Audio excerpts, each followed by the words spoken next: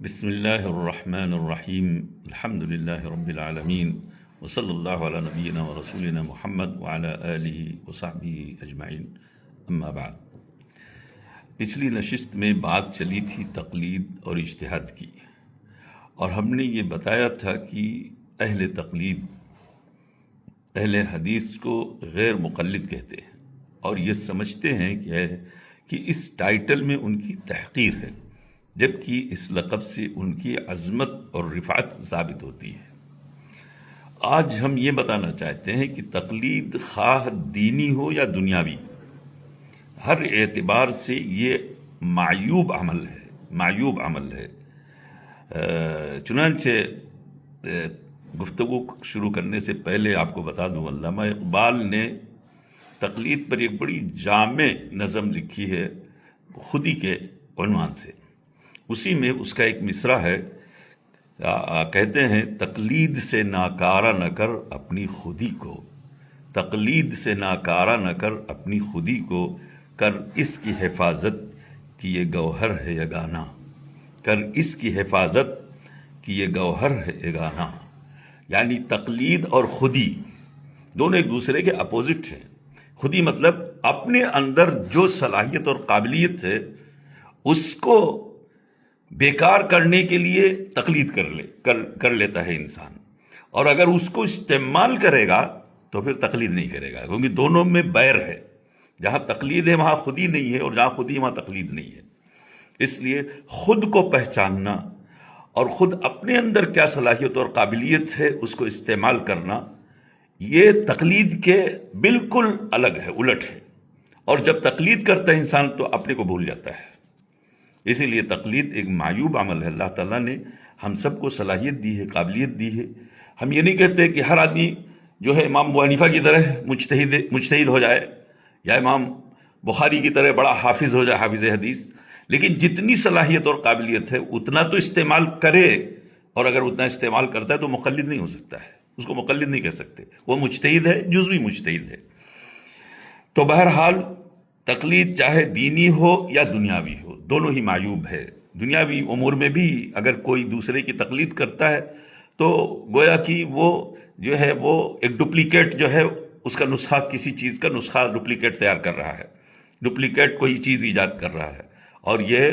معیوب ہی نہیں بلکہ ایک جرم سمجھا جاتا ہے دنیا میں۔ جرم اس کا سمجھا جاتا ہے کہ آپ کسی کی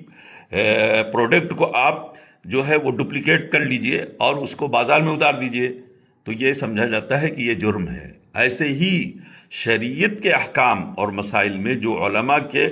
اپنے اقوال اور اجتہادات ہیں ان کو بلا غور فکر کیے اس کی ڈپلیکیٹ کر کے اور اپنی کتابوں میں پھیلا دینا، لوگوں میں پھیلا دینا کہ یہ دین ہے، ہو سکتا ہے غلط ہو سکتا ہے صحیح ہو، اور اس میں دونوں ہی احتمال رہتا ہی ہے۔ اس لیے جو ہے وہ بھی ایک معیوب عمل ہے، دینی اعتبار سے بھی اور دنیاوی اعتبار سے۔ میرے خیال سے سمجھ میں آ گئی ہوگی بات۔ تو بہرحال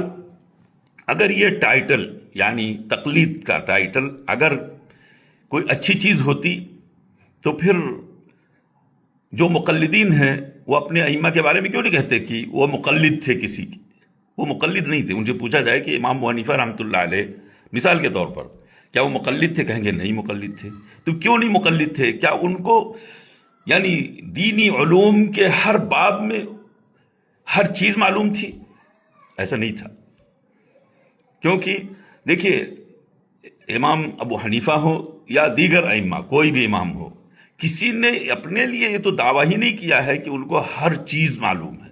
اور نہ ہی انہوں نے کبھی یہ دعویٰ کیا ہے کہ وہ مجتہد مطلق ہیں۔ مجتہد مطلق نہیں ہے۔ اگر تحقیق کی جائے تو شریعت کے علوم و فنون میں ہر امام جو ہے جزوی طور پر یہ ہے اس کے اندر اس کی صلاحیت یا قابلیت رہی ہے، جزوی طور پر۔ کلی طور پر کسی نے نہیں کہا، دعویٰ نہیں کیا کہ میں کلی طور پر حدیث کا ماہر ہوں، کوئی حدیث میری نظر سے غائب نہیں ہے، یا کلی طور پر میں لغت کا ماہر ہوں، میری نظر سے لغت کا کوئی بھی راز جو ہے مجھ سے چھپا ہوا نہیں ہے۔ یا تفسیر کا، مثال کے طور پر تفسیر ہے، تفسیر میں بھی بڑے بڑے مفسر پیدا ہوئے، لیکن کسی نے دعویٰ نہیں کیا کہ میں جو تفسیر قرآن کی کرتا ہوں یہ حرف اخیر ہے، اسی طرح سے فقہ کے بارے میں جن لوگوں نے یعنی دین کے احکام اور مسائل بیان کیے اپنی اجتہاد سے، انہوں نے یہ نہیں کہا کہ یہ حرف اخیر ہے، بلکہ تمام صحابہ کرام سے یا بڑے بڑے صحابہ کرام سے ثابت ہے کہ یہ میرا اپنا اجتہاد ہے، اگر یہ صواب ہے تو اللہ کی توفیق سے ہے، اگر یہ خطا ہے تو پھر جو ہے یہ میری غلطی ہے اور شیطان کا اس میں کوئی دخل ہوگا۔ تو یہ چیز تو ثابت ہے عبداللہ بن مسعود وغیرہ سب سے بڑے بڑے علماء اور فقہاء سے ہر زمانے میں۔ تو بہرحال یہ ایک حقیقت ہے کہ امام ابو حنیفہ رحمۃ اللہ علیہ ہو یا کوئی بھی ہو، وہ علم حدیث میں اس درجے کا نہیں تھا جس درجے کا علم امام بخاری یا کتب ستہ کے ائمہ تھے، اس درجے کے نہیں تھے کوئی بھی۔ اسی طرح سے قرآن کے اسرار اور رموز میں جو ہے ہر مفسر جو ہے ایک دوسرے کے آگے یا ایک دوسرے سے بڑھ کر ہونے کا دعویٰ نہیں کر رہا تھا، اور نہ ہی کبھی علم کلی کا دعویٰ کر رہا تھا کہ پورا علم جو ہے قرآن کا اس کے پاس ہے۔ تو بہرحال اس کی وجہ یہ تھی، آپ کو بتا دوں کہ قرآن میں ایک آیت ہے،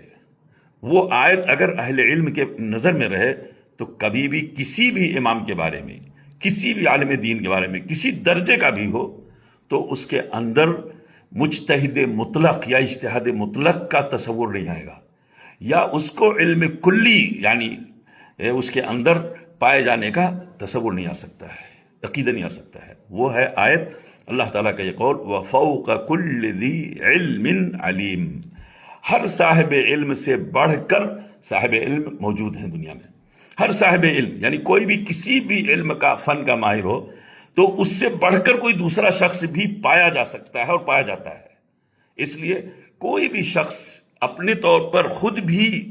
کتنا بھی ماہر ہو کسی فن کا، کبھی اپنے لیے دعویٰ نہیں کیا کہ میں اس دنیا کا سب سے بڑا عالم دین ہوں، سب سے زیادہ مجھے علم ہے، چاہے وہ حدیث کا عالم ہو، چاہے وہ فقہ کا عالم ہو، چاہے وہ اصول فقہ کا عالم ہو، کسی نے بھی ایسا دعویٰ نہیں کیا، اور اگر دعویٰ کیا ہے تو غلط ہے، لیکن مجھے نہیں معلوم ہے۔ اور پھر اس پر مزید یہ کہ یعنی اسی بنیاد پر یعنی تقلید کی بنیاد رکھی گئی اس بیس پر کہ کچھ ہیں جو مجتہد مطلق ہیں، کچھ ہیں جو ائمہ جو مجتہد مطلق ہیں۔ پھر یہ کچھ کون ہیں؟ 4 اماموں کو منتخب کر لیا گیا کہ یہ مجتہد مطلق تھے اپنے زمانے میں۔ ان میں سب سے پہلے امام ابو حنیفہ رحمۃ اللہ علیہ کا، پھر امام مالک رحمۃ اللہ علیہ، پھر اس کے بعد جو ہے امام شافعی رحمۃ اللہ علیہ، پھر اس کے بعد امام احمد بن حنبل رحمۃ اللہ علیہ۔ یہ 4 ائمہ ان کے یعنی اجتہادات کو سمجھ لیا گیا، تصور کر لیا گیا کہ یہ اپنے اجتہاد میں مجتہد مطلق تھے، جبکہ یہ ایک علمی اور تاریخی حقیقت ہے کہ انہوں نے کبھی بھی نہیں دعویٰ کیا ہے کہ ہم مجتہد مطلق ہیں، اور کر بھی نہیں سکتے، کیسے کہیں گے جبکہ قرآن کہتا ہے وَفَوْقَ كُلِّ ذِي عِلْمٍ عَلِيمٍ، ہر صاحب علم سے بڑھ کر صاحب علم ہے۔ اور پھر ایک دوسرے کے یعنی سامنے زانویے تلمذ تہ کرنے میں جو ہے انہیں کوئی کبھی آر نہیں محسوس ہوا اگر موقع ملا تو امام احمد بن حنبل رحمۃ اللہ علیہ امام شافعی کے شاگرد، امام شافعی رحمۃ اللہ امام مالک کے شاگرد ہے، وغیرہ وغیرہ، یعنی اس طرح سے ایک دوسرے کی شاگردی بھی اختیار کی، ایک دوسرے کے علم سے فائدہ بھی اٹھایا۔ تو اس کا یہ مطلب نہیں ہوا کہ وہ لوگ مجتہد مطلق تھے، یہ کبھی بھی نہیں ہو سکتا مجتہد مطلق۔ اس لیے علماء صحابہ اگر آپ غور کریں گے تو علماء صحابہ جو علماء کی اپنی علم میں، اپنی معرفت میں، اپنی بصیرت میں بعد میں آنے والے علماء کے مقابلے میں بہت زیادہ وسیع صاحب علم تھے، اصحاب علم تھے، ان کی بصیرت اس درجے کی تھی کہ بعد میں آنے والے اس بصیرت کو پہنچ بھی نہیں سکتے ہیں، لیکن پھر بھی ان میں بھی جو ہے اجتہاد مطلق کا دعویٰ خود انہوں نے نہیں کیا، اور نہ بعد میں آنے والوں نے ان کے بارے میں یہ اعتقاد رکھا۔ تو پھر یہ نہ جانے کہاں سے اصطلاح گئی مجتہد مطلق کی، اور اسی مجتہد مطلق کی اصطلاح نے تقلید کو ایجاد کیا کہ اب خلاص یعنی یہ لوگ مجتہد مطلق ہیں، دوسرا کوئی اس درجے اجتہاد کو پہنچ نہیں سکتا، اس لیے اب اسی دائرے میں رہ کر کے آپ کو تقلید کرنی ہے انہی کے آراء، انہی کے اجتہادات کو، اب آگے مجتہد نہیں بن سکتا ہے کوئی۔ اس طرح سے اجتہاد کا دروازہ بند کر دیا گیا۔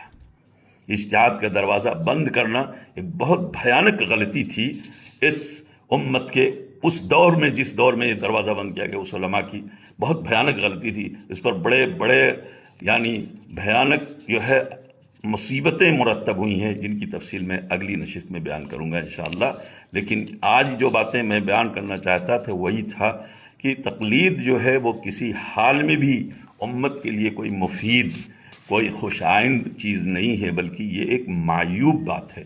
دینی اعتبار سے بھی اور دنیاوی اعتبار سے. اور جو چیز دنیاوی اعتبار سے معیوب ہے وہ دینی اعتبار سے کبھی بھی معیوب مستحسن ہو بھی نہیں سکتی ہے. تو بہرحال یہ دین جو ہے وہ دین اور دنیا